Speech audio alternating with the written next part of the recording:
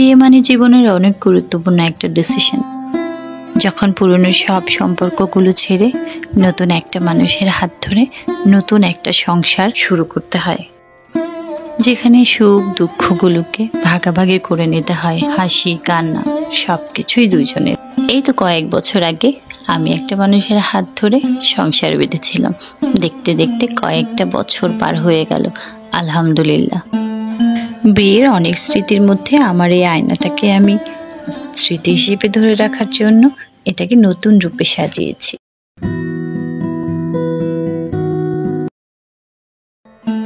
ছোটবেলা থেকে দেখে এসেছি, বিয়ের পর বিয়ের আয়নাটা খুব অযত্নে পড়ে থাকে এখানে সেখানে।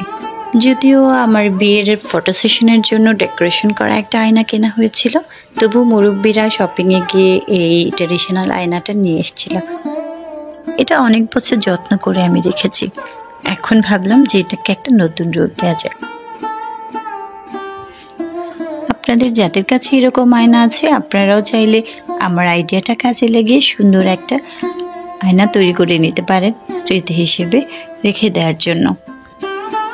খুব ইজি এটাকে মেক করা যাবে ঘরের মধ্যে। কার্ডবোর্ড দিয়ে কার্ডবোর্ডের উপরে আপনি ওয়ালপুটির একটা পেস্ট অ্যাপ্লাই করে এটাতে আমি কাচের টুকরো রেখে দিয়েছিলাম, ভাঙা আয়নার টুকরো, এগুলোকে আমি এখানে কাজে লাগিয়েছি। এগুলো খুবই সাবধানে, হাত কেটে যাওয়ার ভয় থাকে, খুব সাবধানে কাজ করতে হবে এগুলো দিয়ে। কার্ডবোর্ডের উপরে ওয়ালপুটি মিররের কাজ শেষ করে আমি ক্লের কাজ শুরু করেছিলাম। ক্লে ফুল পাতা এগুলো আমি ক্লে দিয়ে মেক করেছি। গোলাপ ফুল বানানোর টিউটোরিয়াল আমার আগের ভিডিওগুলোতে আছে, যদি আপনারা চান দেখে নিতে পারেন। আর যদি আপনারা মনে করেন যে না আমি একটা নতুন ভিডিও বানাই গোলাপ ফুলের টিউটোরিয়াল দিয়ে, তাহলে আমাকে কমেন্ট করে জানাবেন। চেষ্টা করব নেক্সট কোনো ভিডিওতে একদম প্রথম থেকে গোলাপ ফুল বানানোর টিউটোরিয়ালটা নিয়ে আসতে। অন্যান্য কাজগুলো থেকে আমি গোলাপ ফুল বানানোর কাজগুলো খুবই এনজয় করি, যেহেতু এগুলো আমার অনেক ভালো লাগে কাজগুলো। তো এখানে অলমোস্ট আমার কাজটা শেষ হয়ে গেছে। এখন এটাতে আমি দুইটা প্রজাপতি সেট করতে চাচ্ছিলাম, তো আমি ক্লে দিয়ে প্রজাপতিগুলো বানিয়ে নিয়েছি। প্রথমে একটা কাগজে প্রজাপতি কেটে নিয়ে ওটার উপরে বসিয়ে ক্লে দিয়ে কেটে প্রজাপতির শেপ দিয়ে প্রজাপতিটা কেটে নিয়েছি।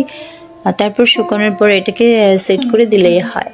এখানে প্রথমে আমি কার্ডবোর্ডটা কাটার সময় একটু এক্সট্রা জায়গা রেখেছিলাম। এখানে ভেবেছিলাম আমি বিয়ের ডেটটা এখানে রাখবো, কিন্তু পরবর্তীতে ভালো লাগছিল না, তাই ওটা আমি কেটে ফেলে দিয়েছি। পরবর্তীতে আমি মিররের উপরে সাইড দিয়ে ডেটটা লিখেছিলাম। এখানে অনেক সুন্দর লাগছে দেখতে, মাশাআল্লাহ। কাজ শেষ হয়ে যাওয়ার পরে পাতা ফুল এগুলা কালার করে নিয়েছি। প্রথমে ভেবেছিলাম অনেক ডার্ক কালার দিব, কিন্তু পরে ডার্ক কালার না দিয়ে আমি এটাতে লাইট কালার ইউজ করেছি, হালকা গোলাপি, হালকা পিচ কালার। এটাতে অনেক সুন্দর লাগছে। সব কিছুতে ডার্ক কালার ভালো লাগে না, কিছু কিছু সময় লাইট কালারও অনেক সুন্দর লাগে। এখানে লাইট কালার যতটা সুন্দর লাগছে, ডিপ কালারটা অত বেশি সুন্দর লাগতো না আমার কাছে, যেটা মনে হয়েছে। সব কিছুতেই লাল, সবুজ, হলুদ এগুলো ভালো লাগে না, মাঝে মাঝে একটু ডিফারেন্ট কালার খুব বেশি ভালো লাগে।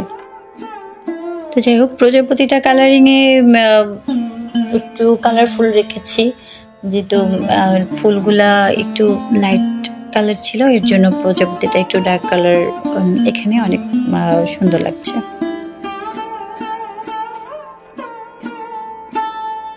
দুইটা প্রজাপতি এখানে আমি কালারফুল রেখেছি, আর সবশেষে হচ্ছে গোল্ডেন কালার দিয়ে প্রজাপতির উপরে সুন্দর করে কালার করে দিয়েছি।